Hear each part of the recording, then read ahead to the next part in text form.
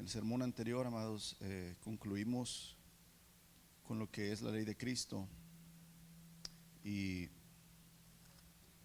es la ley del amor, el amarse como Él nos ama a nosotros, y tenemos que cumplir esa ley para poder realmente ser llamados hijos de Dios, porque dice Juan: y conocerán que son mis discípulos cuando realmente se amen los unos a los otros, y así cumplamos con la ley de Cristo.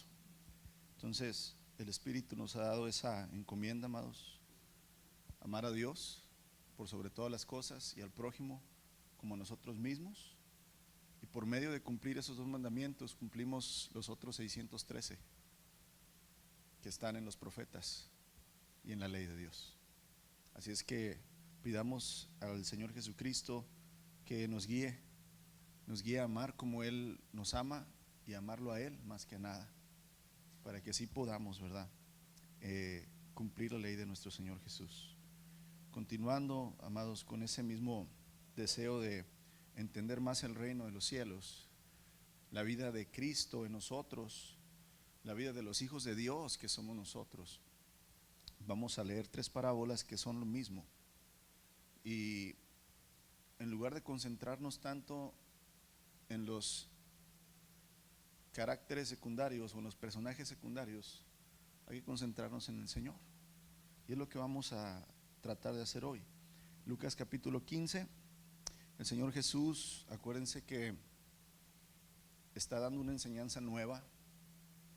Aunque siempre los religiosos judíos, maestros de la ley, doctores de la ley, escribas de la ley, lo seguían, ellos no sabían lo que el Señor Jesús estaba enseñando, mucho menos los que no eran maestros de la ley. Era una enseñanza completamente nueva la que el Señor Jesús estaba dando a Israel, amados. No porque los escribas y los religiosos fueran maestros de la ley significa que sabían lo que Jesús estaba hablando. Ahora, mucho menos los que no estaban acostumbrados a estudiar la palabra.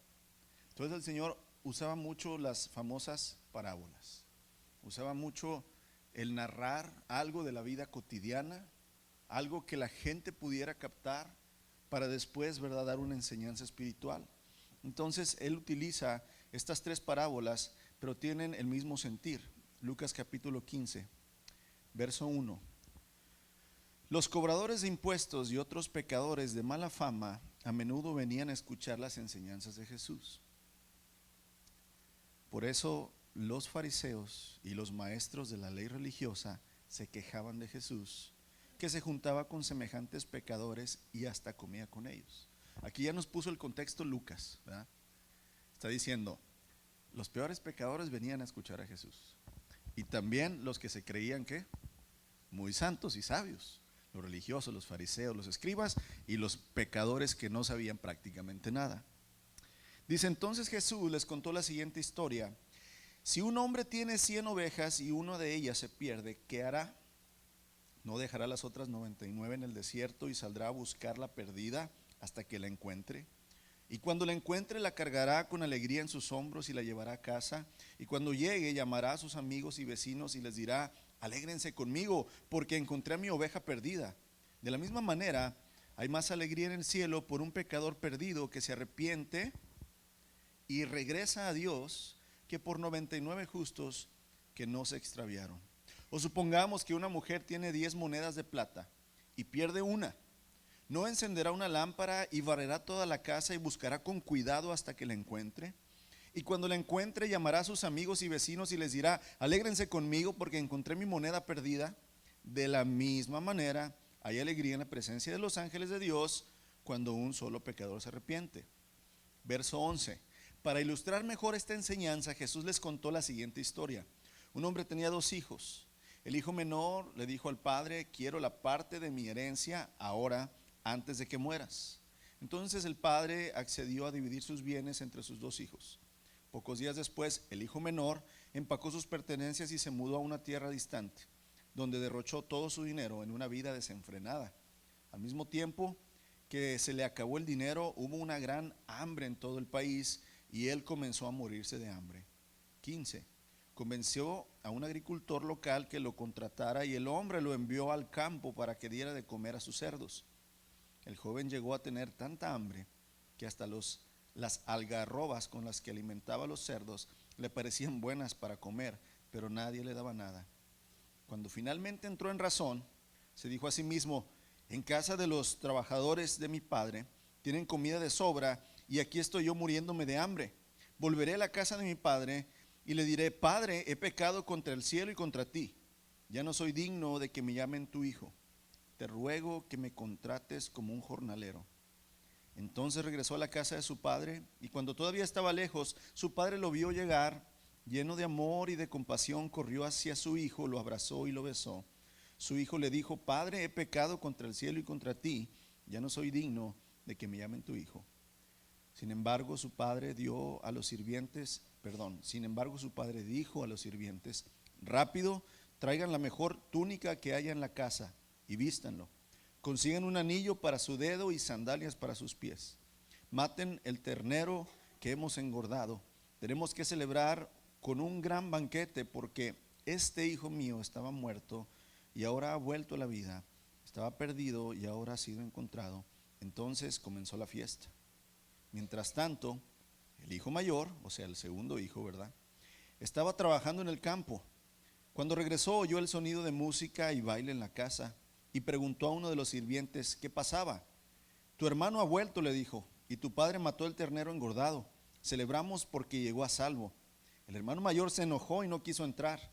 Su padre salió y le suplicó que entrara, pero él respondió: todos estos años he trabajado para ti como un burro y nunca me negué a hacer nada de lo que me pediste. Y en todo ese tiempo no me diste ni un cabrito para festejar con mis amigos. Sin embargo, cuando este hijo tuyo regresa después de haber derrochado tu dinero en prostitutas, matas el ternero engordado para celebrar. Su padre le dijo: mira, querido hijo, tú siempre has estado a mi lado y todo lo que tengo es tuyo. Teníamos que celebrar este día feliz, pues tu hermano estaba muerto y ha vuelto a la vida. Estaba perdido y ahora ha sido encontrado. Las tres parábolas se tratan de lo mismo, y el Señor Jesús quería dejar bien en claro en la multitud, en los que lo escuchaban, qué es lo que realmente importa. Amados, ¿cuántos hijos pródigos habemos aquí? 3: Lupita, Ezequiel y yo. Los demás son el hermano mayor. ¿Cuántos hijos pródigos sabemos aquí? ¿Cuántos hijos mayores también habemos aquí? Todos somos los dos. De volada tú dices: ay, yo soy el menor, el que se fue y regresó, y somos los dos. Tenemos las dos características, hermanos. Esta parábola, hermanos, describe claramente no el carácter del hombre. Lo que describe y lo que hay que concentrarnos es en el carácter de Dios, la reacción del Padre. La historia del Hijo es nuestra historia, nos la sabemos de memoria, todos. No hay que concentrarnos en el Hijo, en el Hijo pródigo ni en el mayor. Hay que concentrarnos en el Padre, en aquel que es capaz de perdonar todo, de amar sobre todas las cosas, de ser paciente y de dar lo mejor de sí mismo, a pesar de que un hijo u otro no lo sean. Y aquí primariamente en el carácter de Dios, amados, podemos ver la fidelidad de respetar el libre pensamiento, la libre decisión del ser humano. Aquí podemos ver, amados, también otra característica: el profundo anhelo del Padre de estar con sus hijos. Dos cosas que notamos inmediatamente cuando usted ve al Padre. Una, cuando el hijo menor, el hijo rebelde, le dice: quiero la parte de mi herencia antes de que mueras. Note que el padre no discute con él, no lo amenaza, no le dice: ¿quién te crees? Yo soy tu padre, yo soy el que ha hecho todos estos bienes y tú me los exiges. No le dice así, hermanos. Tampoco le dice: espérate un poco más, hijo, espérate a que madures un poquito y te doy tu herencia. No, amados. Podemos ver muy claramente, ¿verdad?, que en el verso, ¿verdad?, 12, el hijo menor le dijo al padre: quiero la parte de mi herencia ahora, antes de que mueras. Entonces el padre accedió. Vemos aquí el carácter de Dios, amados, de respetar el libre albedrío, la libre decisión de cada uno de los seres humanos. Donde el Señor, ¿verdad?, no nos impone lo que Él desea, sino que nos deja escoger. Esta parábola, hermanos, nos refleja también el profundo anhelo de Dios de querer estar con sus hijos. Y también, hermanos, otro característica de Dios, de su naturaleza, es el perdón que Dios el Padre tiene hacia sus hijos. Él es fiel, paciente, amoroso. Él es perdonador y Él respeta, hermanos, nuestras decisiones. No hay ningún pecado que Él no pueda perdonar. Leímos ahorita 1 Juan 1:9. Si confesamos nuestros pecados, Él es fiel y justo para perdonar nuestros pecados y limpiarnos de toda maldad. Amén. Todo pecado, hermanos, Jesús lo puede perdonar. Todo pecado el Padre lo puede perdonar. Nosotros no tenemos esa capacidad. Si se fijan, el hijo rebelde, hermanos, tenía un sentimiento de culpa tan enorme que dijo: ya no soy digno de llamarme hijo de mi padre. Le voy a decir que me contrate como un siervo. Por el otro lado, el otro hijo, ¿verdad?, cuando se entera de la fiesta, el hijo mayor le dice: tu hijo, no le dice mi hermano, le dice: cuando regresa tu hijo, el que derrochó tu dinero en prostitutas, o sea, le dice tu hijo, como decir, no es nada nada mío.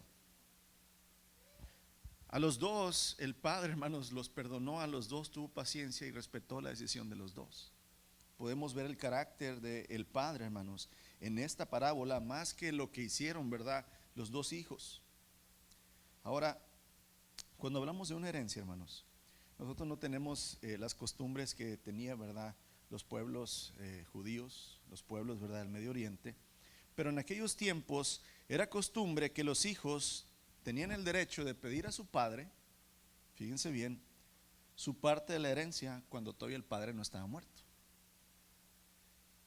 Para nosotros acá en Occidente tenemos el famoso testamento, que cuando ya nos morimos, entonces se reparte pues los bienes que tenemos. Pero en Medio Oriente, hermanos, hay la costumbre de que antes de que el padre muera, los hijos podían reclamar su parte de la herencia. ¿Cómo se repartía la herencia? El hijo mayor, varón, tenía el derecho de la cuarta parte de todo lo que el padre tenía. Si el padre tenía 100 millones de dólares, al hijo mayor le tocaban 75 millones. Y los otros 25 ya se lo repartían entre los otros hijos que tenía. Ese era, hermanos, como decir, la preferencia, el derecho, el premio por ser el hijo mayor. Podías llevarte la mayor parte. Así comienza esta parábola. Lo interesante, hermanos, es que en realidad está hablando del ambiente espiritual. Acuérdense que el Señor Jesús tomaba una parábola, o sea, algo de la vida cotidiana, lo relataba para enseñar entonces, ¿verdad?, algo de la vida espiritual. Y aquí es donde el Señor, amados, nos ha dado a todos la herencia de la vida. Tú tienes vida, es una herencia viva de Dios. Es una herencia que Él te da en vida. Tienes vida, esa es una herencia. Estás vivo, respiras, tienes pensamientos, emociones, tu cuerpo puede moverse, tienes anhelos, deseos. Esa es vida, es una herencia que Dios nos ha dado. Dios nos ha dado vida. Ahora, en esa herencia, hermanos, va la independencia. O sea, tú puedes ser lo que tú quieras ser. Tú puedes decidir lo que tú quieras decidir. Tú puedes hacer con tu vida como mejor te plazca, como mejor sientas, como mejor tú planees. Esa es la herencia en vida que el Señor nos ha dado a cada ser humano. Nos ha dado vida, capacidad y nos ha dado el derecho de poder decidir, hermanos. Deuteronomio capítulo 30, versos 19 y 20. Estas son palabras del Señor, ¿verdad?, que le está diciendo a Israel. A los cielos y a la tierra, Deuteronomio 30, 19 y 20. A los cielos y a la tierra llamo por testigos hoy contra ustedes, que os he puesto delante la vida y la muerte, la bendición y la maldición. Escoge pues la vida para que vivas tú y tu descendencia, amando a Jehová tu Dios, atendiendo su voz y siguiéndole a Él, porque Él es vida para ti y prolongación de tus días, a fin de que habites sobre la tierra que juró Jehová a tus padres, Abraham, Isaac y Jacob, que les había de dar. Aquí Moisés lo que está haciendo es, delante del pueblo de Dios, le está hablando acerca del carácter de Dios. Jehová su Dios les está dando a escoger. Les está poniendo vida y les está poniendo muerte. Les está poniendo bendición y les está poniendo maldición. Él no va a obligarlos a escoger algo. Ustedes van a escoger voluntariamente. Es lo mismo que el Señor Jesús está diciendo en una parábola. El Padre le dio al Hijo su decisión, le dio su parte de la herencia. La gran mayoría, amados, de los hombres y mujeres hemos vivido la misma historia, ya le dije, de los dos hijos de este buen padre.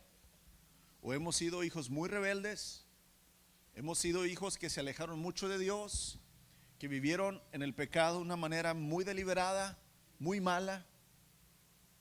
O hemos sido, hermanos, hijos que nos creemos muy justos y que juzgábamos a todo mundo.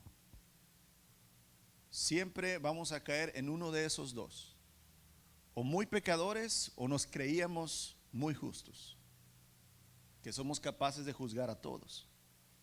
Cualquiera, ¿verdad?, de estos dos tipos de hombres es donde toda la humanidad ha caído. Por una parte, en una rebeldía donde no queremos reconocer la autoridad del Padre, donde aunque yo sé que hay un Dios, me vale gorro Dios. Así, me vale. Yo así lo viví, hermanos. ¿Cuántos de ustedes en su rebeldía sabían que había un Dios bueno y como quiera hicieron lo que quisieron? Amén. ¿O hay puros santos aquí? Si no, pues para que se vayan. ¿Para qué les predico? Sabiendo que había Dios, un Dios bueno, un buen Padre, hicimos lo que quisimos. Aquí es, amados, donde en realidad el hombre, cada uno de nosotros, hemos ido en contra de la voluntad del Padre bueno, del Padre, ¿verdad?, que nos ha dejado decidir, pero que no nos deja en nuestra mala decisión, sino que pacientemente espera, amados, que regresemos a Él. Así, amados, como hijos rebeldes, desatendidos de lo que Dios tiene para nosotros, no escuchándolo, despreciándolo inclusive, porque aquí lo que tú puedes ver, una cosa es pecar contra Dios sin saber que estás pecando contra Él, y otra cosa es despreciar a Dios. Este hijo rebelde, hermanos, despreció a su padre. Él le dijo: ¿sabes qué, padre? Quiero mi herencia aunque estés vivo, porque me quiero ir, no me importas. No me importas, no quiero estar a tu lado.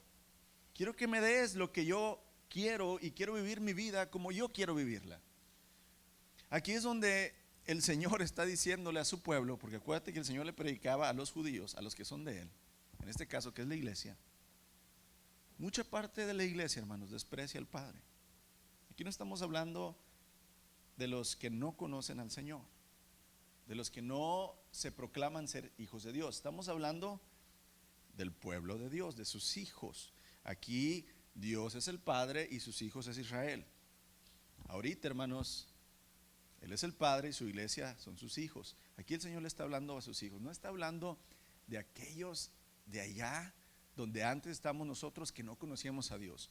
Esta parábola está hablando de Dios, de sus hijos, de cada uno de sus hijos, los cuales, sabiendo que Él es el Padre, lo despreciamos y hacemos lo que mejor nos parece.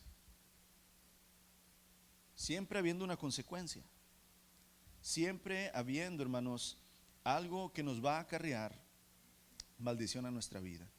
Y ante esta rebeldía, hermanos, ¿sabe que es lo que Dios nuestro Padre hace? A pesar de la rebeldía de nosotros, hermanos, Él es fiel a la decisión que nosotros tomemos. Cuando tú estudias los evangelios, cuando tú miras la vida de los discípulos, hermanos, cuando tú te pones a ver cómo era la vida de ellos fuera de seguir a Jesús, eran hombres tercos, necios, rebeldes como tú y como yo. Hombres que tenían que trabajar, hombres que tenían compromisos, tenían impuestos que pagar, tenían que comprar comida, etcétera, etcétera, etcétera. Y estando Jesús con ellos lo despreciaron. Ellos no lo comprendían. Ellos mismos lo abandonaron, lo traicionaron, lo vendieron, estando Él ahí, el Padre, por medio del Hijo. Hoy está aquí el Hijo por medio del Espíritu y muchos en su iglesia lo abandonan. Le dan la vuelta. No les importa, aunque saben que Él es el buen Padre. Pero Dios nunca va a obligar, hermanos, a tomar una decisión que nosotros no queramos. El carácter de Dios es respetar lo que tú quieras hacer. Eso no quiere decir que Él te va a quitar la consecuencia, pero Él va a respetar lo que tú quieras hacer, como lo hizo con el hijo pródigo, con su hijo rebelde. Y desgraciadamente, amados, cuando nosotros no tomamos en cuenta, aprende esta regla, mi hermano y mi hermana. Tú desprecias a Dios, tú no haces lo que Él te dice siendo tú su hijo, y va esta regla: siempre vas a recibir una consecuencia. Siempre vas a recibir maldición, no por parte de Dios, sino por tu parte. Deuteronomio: pongo delante de ustedes la vida y la muerte, la bendición y la maldición. Escojan. Amados, cuando tú escoges seguir al Cristo fielmente, va a haber pruebas, va a haber dolor, va a haber sufrimiento, pero va a haber bendición. Pero cuando tú desprecias al Señor haciendo lo que tú quieras hacer, sabiendo que Él es el buen Padre y Dios, el Señor va a permitir que la maldición venga a tu vida. No para siempre, pero sí va a causar un dolor más profundo, un sufrimiento más grande. Lo vemos en la vida, ¿verdad?, del hijo pródigo. Cuando él decidió vivir apartado de Dios, por más perfecta que parecía su vida, que tenía dinero, que gozaba de la decisión que él había tomado, tenía amigos, entre comillas, gozaba buena vida, el Señor va a hacer que el dinero se te acabe, el Señor va a permitir que la salud se te acabe, el Señor va a permitir que tu libertad se termine, el Señor va a permitir que tu matrimonio se disuelva, el Señor va a permitir que tus hijos sean rebeldes. A lo mejor dices: no, es que yo no soy rico y no me voy a derrochar. No, pero tienes otras grandes bendiciones que Dios te ha dado. Y cuando estás fuera de la voluntad de Dios, aunque seas su hijo, va a venir la maldición.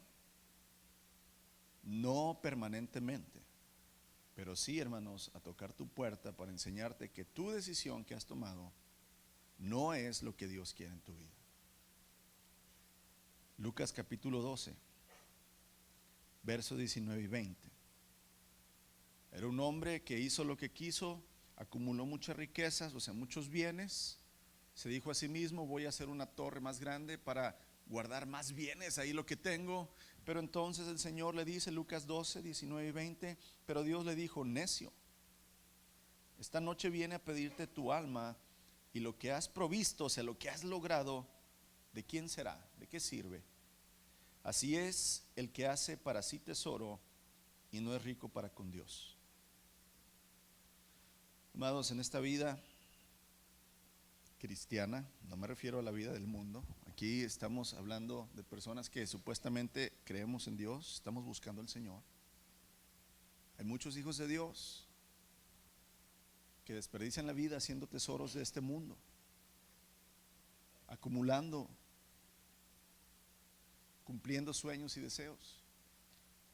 Pero si no están dentro del camino de Dios, esos sueños, esos deseos, esos anhelos, la pregunta es: ¿de qué te sirve? ¿De qué le sirvió al hijo pródigo, hermanos, haber tenido? ¿De qué le sirvió? De nada. ¿De qué le sirve a los hijos de Dios tener las cosas buenas del mundo, pero sin el diseño de Dios? ¿De qué nos sirve tener buenas casas, hermanos, buenos empleos, buena salud, pero no estar haciendo lo que Dios nos pide como Él nos lo pide? ¿De qué nos sirve? De nada. De nada, amados. Hacer en la vida lo que nosotros pensamos que es lo mejor para en el camino de Dios, hermanos, nos va a llevar a una realidad que el Señor va a permitir que nos agachemos con los cerdos a ver y decir: tal vez esta comida también es buena para mí. ¿De qué te habla eso, hermanos? Fíjate bien. Tú sabes que el animal más despreciado por los judíos era el cerdo. Ahora, imagínate comer lo que el cerdo comía, era todavía más despreciable. A nosotros nos encantan las carnitas michoacanas, hermano, el chicharrón, ¿verdad? Pero los judíos aborrecían el cerdo. La idea es esta: nosotros como hijos de Dios ya no amamos el pecado, ¿verdad? Odiamos el pecado. No queremos el pecado. No queremos estar menos disfrutando del pecado. Pero cuando te alejas del Padre, aunque seas su hijo, hermanos, vas a llegar al punto que vas a ver el pecado y vas a decir: pues bueno, tal vez no sea tan malo, ¿qué? Volver a comer eso. Lo peor. Hay muchos hijos de Dios, hermanos, que cuando se alejan de Dios y empieza la maldición a venir a su vida, van a llegar al punto donde otra vez se van a encontrar entre los cerdos y el pecado frente de ellos. Y aquí es donde es maravilloso, hermanos, lo que el Padre bueno hace con sus hijos. Toda la herencia que puedes recibir, amados, en este mundo, sin la sabiduría de Dios, solo te va a servir para malgastar tu vida. Fíjate bien, que el Señor te dé 90 años de salud perfecta, que el Señor te dé 100 millones de dólares libres de impuestos, amén. Que el Señor, hermanos, te dé lo que anheles, pero sin su sabiduría te van a llevar a la muerte. Aquí es donde tenemos que entender que los hijos de Dios, hermanos, que a veces somos pródigos o que a veces somos rencorosos como el mayor, ambos necesitamos siempre permanecer a un lado del Padre, dependiendo de Él, sin pedirle la herencia. No podemos sin Él, hermanos. Aunque el Señor nos dé capacidad de hablar, de predicar, de amar, de dar, de producir, aléjate del Padre y ¿qué te va a suceder? Te vas a enfriar, te vas a alejar, vas a caer y vas a morir. Pero cuando te mantienes sabiendo que en realidad tu Padre, hermanos, tiene la herencia y Él es la herencia y Él la sabe administrar mejor que tú y que yo, entonces te vas a quedar pegado a Él. Oye, ¿quién mejor que el Padre, hermanos? El Padre de bendición, para que administre tu bendición, tu herencia. ¿Para qué le quieres pedir a Dios tu herencia si lo que vas a hacer tuyo es malgastarla? No hemos invertido bien toda nuestra vida, hermanos. ¿O sí? ¿Has invertido bien todo tu dinero en el Señor? ¿Has invertido bien todos tus sentimientos, emociones? No. Esta herencia que el Señor nos ha dado No la sabemos manejar, hermanos, pero Él sí sabe. Y aquí es donde nosotros tenemos que abrir los ojos y decir: Señor, yo necesito mantenerme siempre pegado a ti, Padre, para que tú seas quien administre tu herencia en mí. Salomón, hermanos, Eclesiastés capítulo 5, encuentra, ¿verdad?, este principio de la vida, ya en una manera, hermanos, al final de su vida. Eclesiastés capítulo 5, verso 13 al 15, dice: hay un mal doloroso que he visto debajo del sol. Las riquezas guardadas por sus dueños son para su mal, las cuales se pierden en malas ocupaciones, o sea, se malgastan. Y a los hijos que engendraron no les queda nada en la mano. Como salieron del vientre de su madre desnudos, así vuelven, yéndose tal como vinieron, y nada tienen de su trabajo para llevar en su mano cuando mueren. ¿Qué quiere decir esto, amados? Prácticamente el rey Salomón, tú ya sabes, él fue, ni Elon Musk, ni Bill Gates, ni nadie de esos ricachones ahorita, ni Rockefeller, nadie le llega a Salomón, hermanos. Salomón era rico en peso, en oro, no en papel, no en acciones, no en construcción.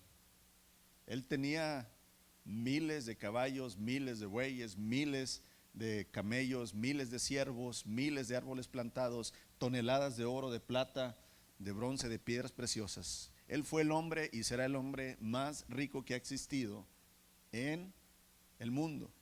Después del Señor Jesucristo, Salomón ha sido y será el hombre más sabio que ha existido en el mundo.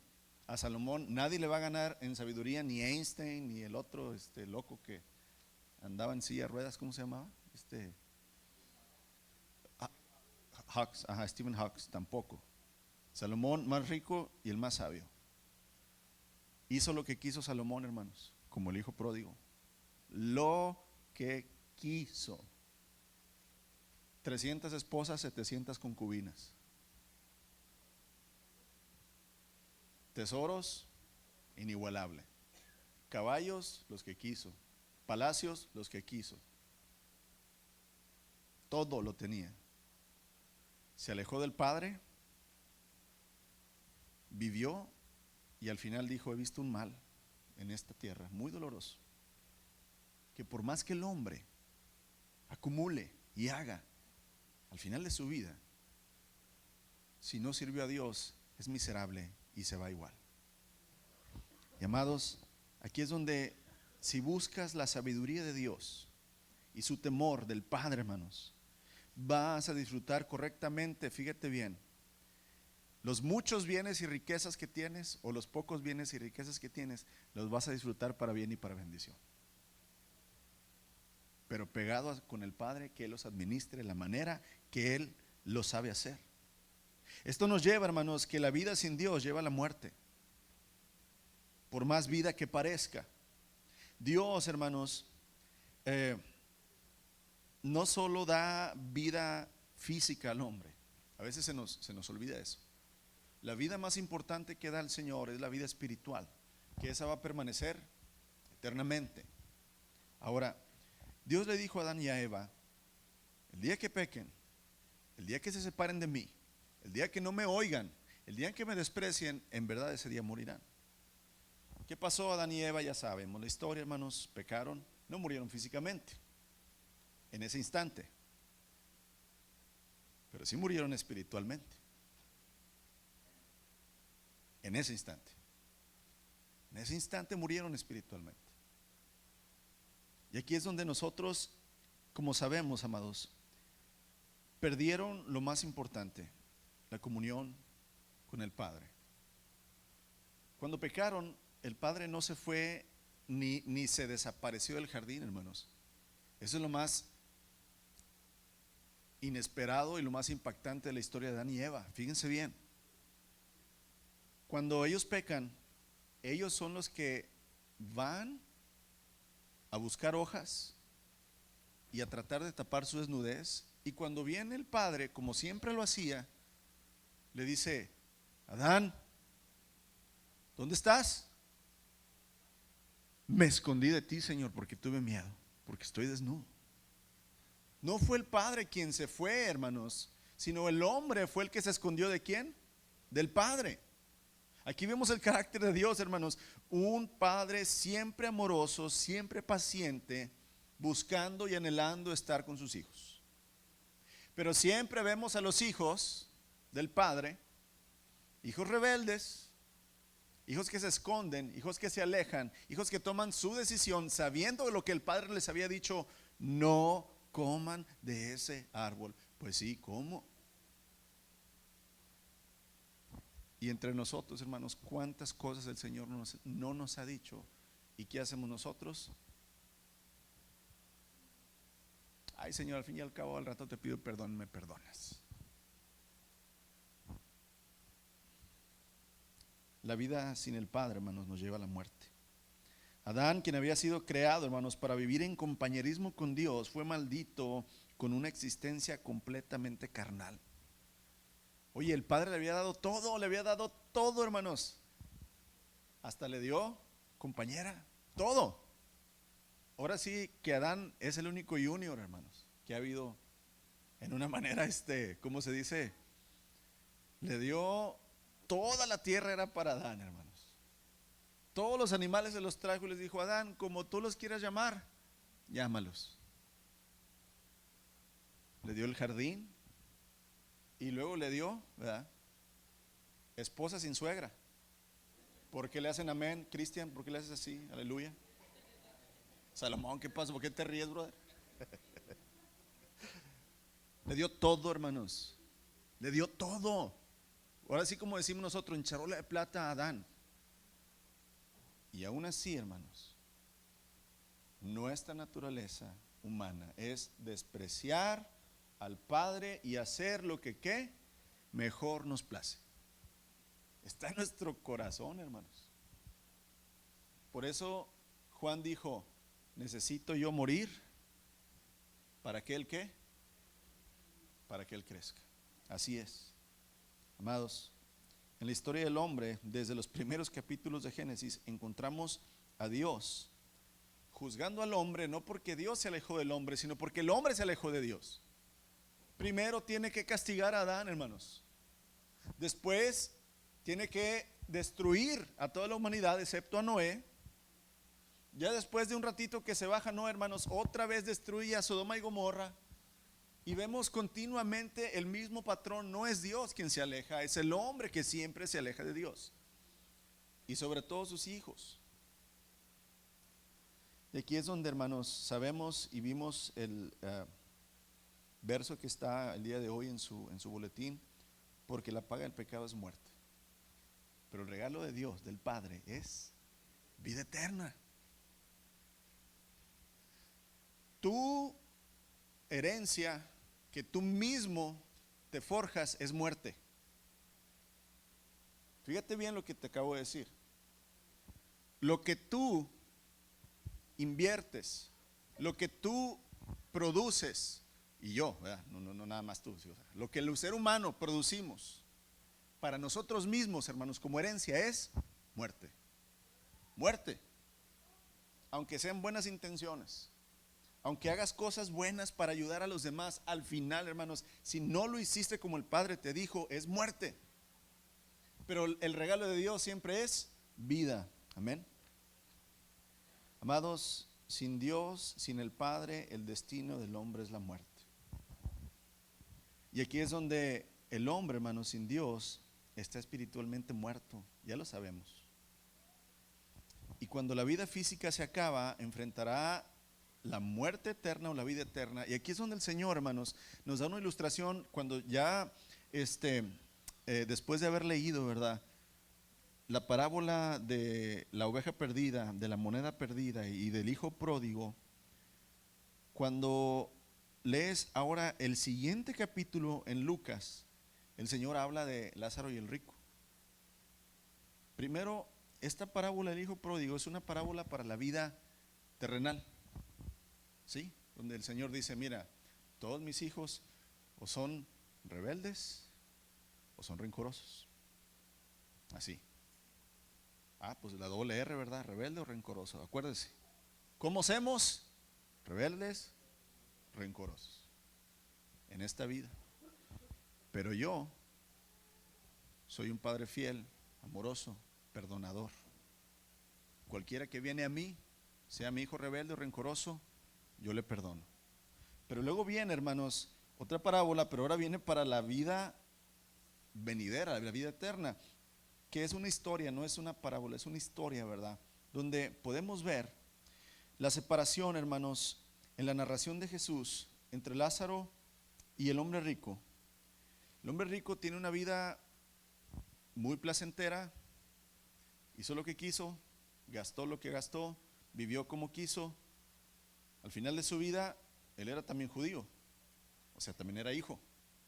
Pero al final de su vida, hermanos, es juzgado y lanzado, ¿verdad?, al lago de fuego.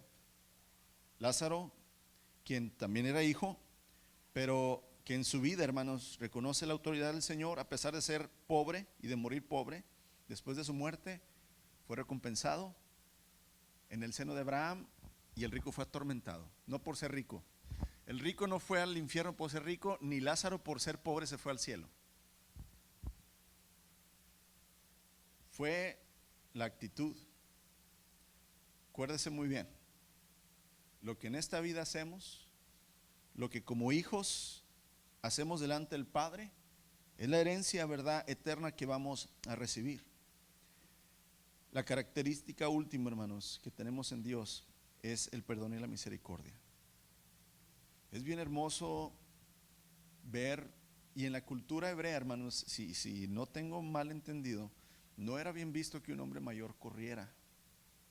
O sea, era algo desagradable, no era bien visto. Pero cuando vemos la figura del Padre, ¿verdad?,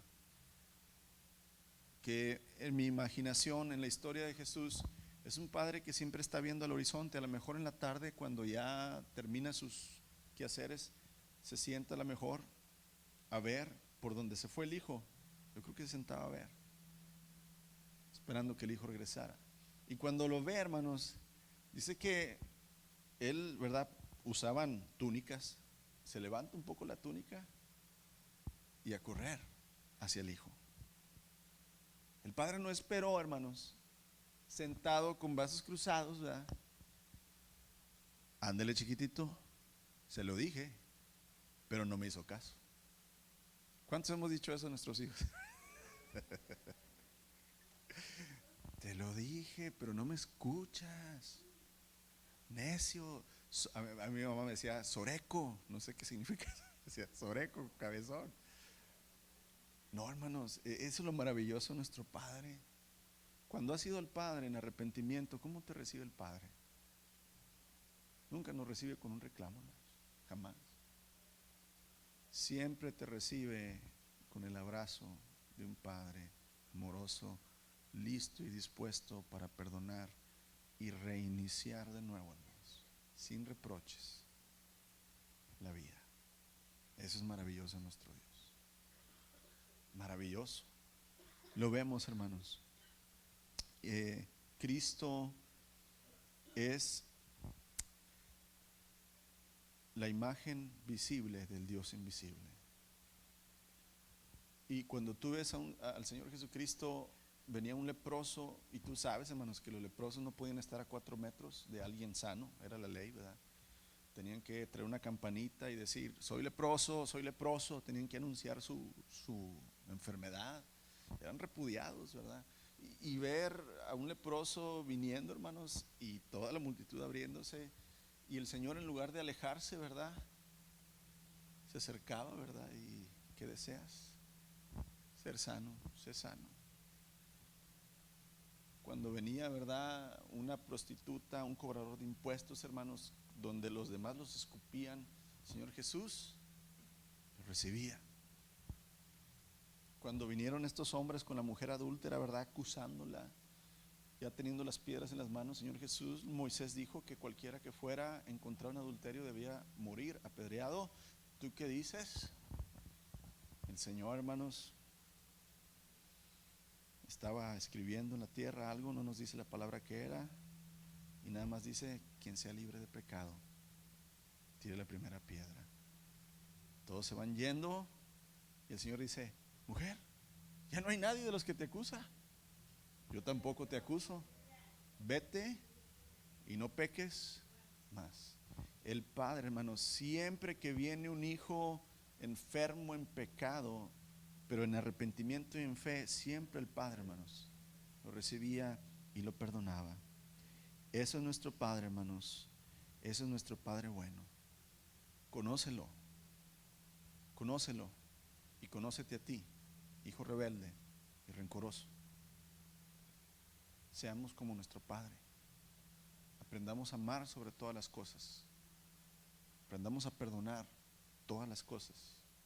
Y aprendamos a esperar, hermanos, en todo tiempo. Señor Jesús, cuán maravilloso eres, porque eres nuestro Padre y nuestro Hijo, Señor. Eres nuestro hermano, nuestro juez y nuestro defensor. Eres Alfa y Omega, principio y fin, Cordero y León. Padre, gracias por ser bueno con nosotros. A veces se nos olvida que siendo tus hijos seguimos siendo malos, Señor. Tú eres lo bueno que tenemos, pero nosotros somos malos. Y gracias porque no te vas de nosotros, sino que siempre estás ahí esperando a que reconozcamos nuestro mal, Señor, para que tú, Señor, empieces a mostrarnos otra vez tu amor. Nos vuelves a vestir con vestiduras de pureza, Señor. Nos pones un anillo otra vez, Señor. Ese espíritu nos lo renuevas, Padre, y nos haces reconocer que solo tú eres bueno, Señor, y que en tu presencia, Señor, podemos estar viviendo en paz, seguros, Señor, con la promesa de la vida eterna, Padre, a pesar de lo que no la merezcamos. Padre, te pedimos por todos nuestros hermanos, Señor, no nada más en la congregación, Señor, estamos hablando de tu iglesia en el mundo. Te pedimos por todos nuestros hermanos y hermanas que están en rebeldía, Señor, en el Espíritu. Señor, que regresen a ti, Padre. Que reconozcan que no hay, Señor, otro camino fuera de ti. Señor, si nosotros estamos rebeldes en nuestro espíritu, Señor, porque así estaba el hijo mayor, aunque estaba a tu lado, Señor, no tenía un corazón digno, Señor. Padre, los que estamos en tu iglesia, Señor, y si tenemos un corazón rencoroso, Señor, un corazón no digno, Señor, trabaja, Señor, en nosotros, que reconozcamos nuestro mal. Padre, ayúdanos para ser hijos dignos de ti, Señor Jesús, no haciendo cosas buenas, sino permitiéndote a ti, Señor, crecer en nuestras vidas. No podemos, Padre, hacer lo bueno si tú no estás en nosotros, Jesucristo. ¿Cómo amar, Señor, si no sabemos qué es el amor? Menos perdonar como tú lo haces. Ayúdanos a reconocer, Padre, que el único santo eres tú. Y tu Espíritu, Señor, si está en nosotros, nos hace santos por ti, no por lo que podamos hacer.